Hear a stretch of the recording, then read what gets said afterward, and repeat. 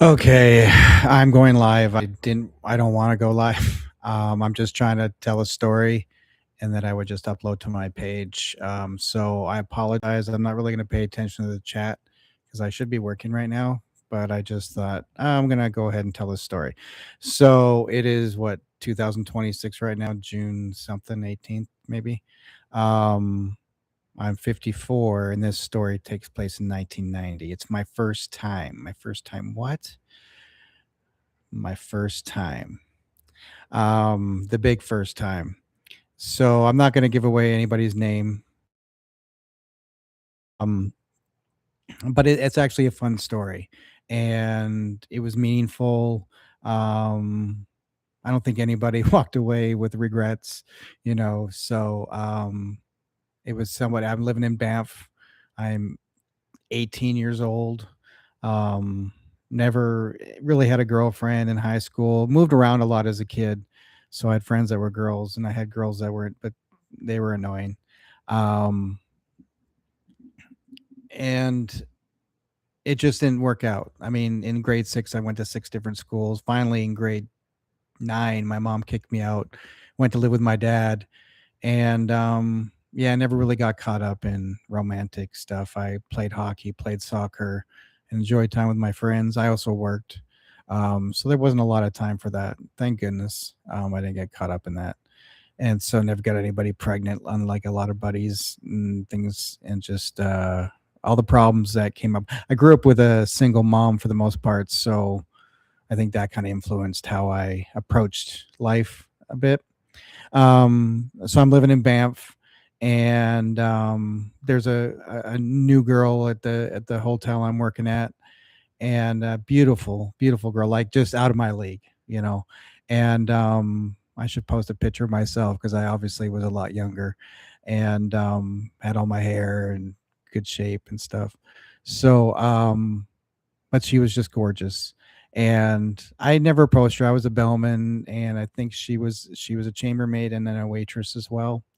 And I just kind of didn't approach women. I didn't like that as friends. Yeah, and of course I had a friendly relationship with her as just a coworker, but never asked her out for a date or anything like that. And we would go to the nightclubs with everybody from work. Though we were just a group of people that liked hanging out with each other. Pretty much all the personalities worked, and it was kind of cool. And being that it was a resort town, there was, at least then, I don't know how it works now. I can't imagine it'd be any different. But they had housing for staff. So I lived in the old hotel, which was, oh, I guess I can't say the name.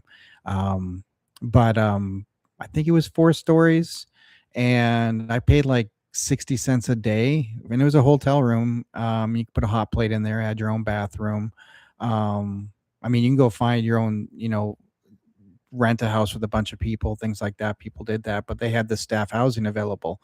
And so a mix of men and women lived in this building, and then they in the back they had a house like a duplex, and the back part was where the women were, and the front part was where the men were, I believe.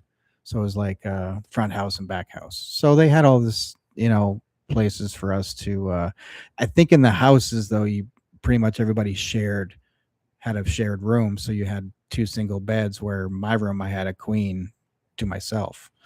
Um, but still, I don't know.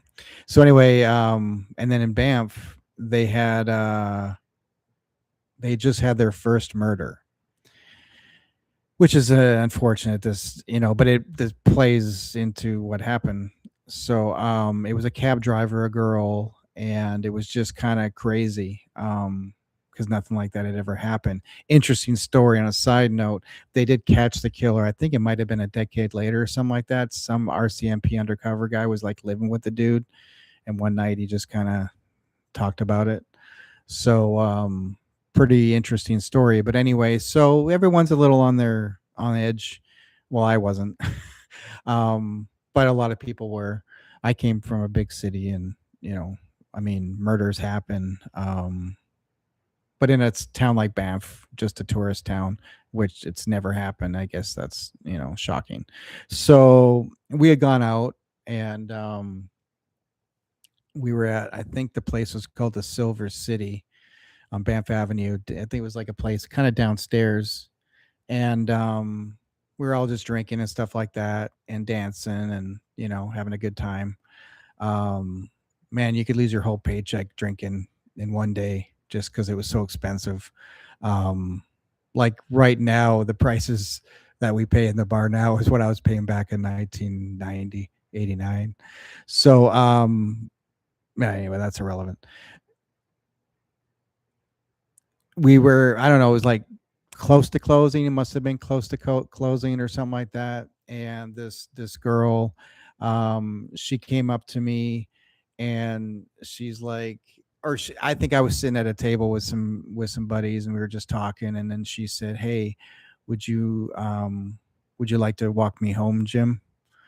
And I'm like, "Yeah." Not like, I'm not asking like, "Are you me?" So I'm like, "Absolutely." So we start, I excuse myself, and we start walking. I don't know how many miles it is. It's by the bridge, the bar, and then the hotel was on Banff Avenue as well. So um yeah, we really didn't take cabs. You'd always just kind of walk, even if it was cold, because it was never like ridiculously cold. But this was summertime, and so we started walking, and I think like where Earl's is now, that was all just being built, so there was like a scaffolding and stuff, and I was just still a kid, and so I'd go climb on scaffolding, and she was adventurous, and she came with, so we were like walking through the construction on the third floor, just, and then down into the pit, and all this stuff. And so, but then it was like, when we kissed, and then I was like, I had this ridiculous idea. I had the master key to the hotel, so I could get into everything except for the safe, basically. And I was thinking, well, let's go up to the penthouse. And the only thing is, like at night, you have to come in through the front door, and there's the night auditor is always there, and he's a nice guy and everything, but I can't bring her in and then disappear in the hotel. And so, but there's no cameras back then. Like there is like zero security. If there was ever security, it'd be one of us anyway, like Bellman, like pulling a double or something like that. But we really didn't have any need for. I think we had, yeah, one guy to kind of do, but he was just kind of on call. We really didn't have any issues. Our hotel, so it was not a boutique, but it was smaller. Um, Probably saying I'm a lot. So anyway, um, I'm talking like I'm talking to people when I should just be telling a story. So Dave's there at the front desk, and he had a thing for me, and but I wasn't, I don't swing that way. But he was always respectful and stuff. But you could just, like he want me to spend more time by the desk, and just, and then we always had nice conversations. He was never inappropriate, but it was just kind of like, and we all knew. Um, but so I would, and normally when I would come home from the nightclubs, I'd cut through the hotel and talk to him. So it wasn't weird, but it was just like, hey, I told this girl, like, hey, wait over by this door, and then I'll come and open the door, and then we'll go to a room or whatever. And then a fucking squirrel runs in. And so we had this huge atrium, and so I'm chasing the squirrel around trying to help Dave out because he can't leave the front desk. He's also doing the audit and all that stuff. So and back then it's just all paper and that little calculator machine. And so I'm running all around this trying to chase the squirrel. Finally, it goes back out the door. It's an automatic door, and it finally went out. And by this time, it's maybe 20 minutes, maybe 25 minutes or so. And I'm like, oh, she's going to be gone. She's just going to be gone. And I get it. Like, you know, um, but I guess, hey, she wanted to be with me too. Because I excused myself and kind of said, well, I'm going to go out the side door. And I opened the door, and boom, she's right there smiling and giggling. And so we go up to the top floor, and I got this key, and I'm like, I don't know if anybody's in the room. So I tell her to wait. And I low crawl into this room, and it's a huge room. It's like a penthouse. So you go in, there's like this entrance, and then there's a living room, and then there's the bedroom, and then, so there's a kitchen. And I'm low crawling because I don't know, and I don't want to take any chances. And holy shit, there's like people sleeping in there. And I'm like low crawling. So then I like back up. I leave the room. Fucking crazy. And back then it was just keys, regular keys, not, you know, any key cards or anything like that. So I went out. I'm like, holy shit, there's like people in there, and I'm like, oh, let's go try the other. We had four of them, one on each corner of the place. So I went to the other one, a low crawl in there, and it's good to go. And then she comes in, and we're just like, oh, this is awesome. Because she cleans the room and she never gets to enjoy it. So we're like hanging out on the couch watching TV, and then then one thing leads to another, and I'm like, holy moly, like I've never seen a girl in lingerie before, other than, someone I wasn't with, like on a magazine or something like that. So I was like pretty excited and everything went well. I won't get into the nitty gritty of it.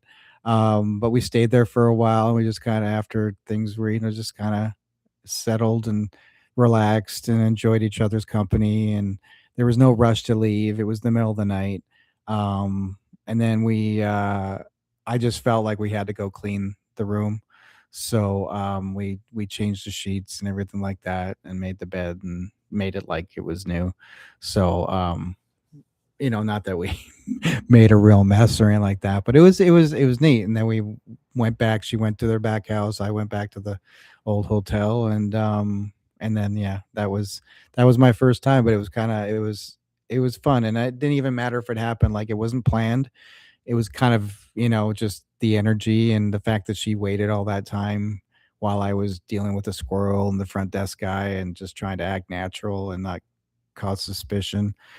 And then people being in that room, that was crazy. I think the first thing I remember was like hearing the breathing, and I'm just like, oh shit, because there was like I didn't see any luggage, but it probably would have been all in the bedroom on the other side of the bed or something like that. And there's like patios and all the. I'm just holy shit. That's just that's the kind of stuff I did as a kid. I was just very adventurous and kind of stupid, and I think some people kind of like that. But yeah, it was a really great experience, and we don't contact each other, but we're connected. And she was a really good person, and she had to go back home, and so it didn't leave end in bad terms. And um, she's yeah a good person, so she's smart and funny and beautiful, and she was yeah, I really good memory. So a very good first time moment for me. I hope everybody has good first times, but you never know. All right. Well, I'm gonna call that the session. Hope you know anybody who ever sees this enjoys it. What's this guy doing?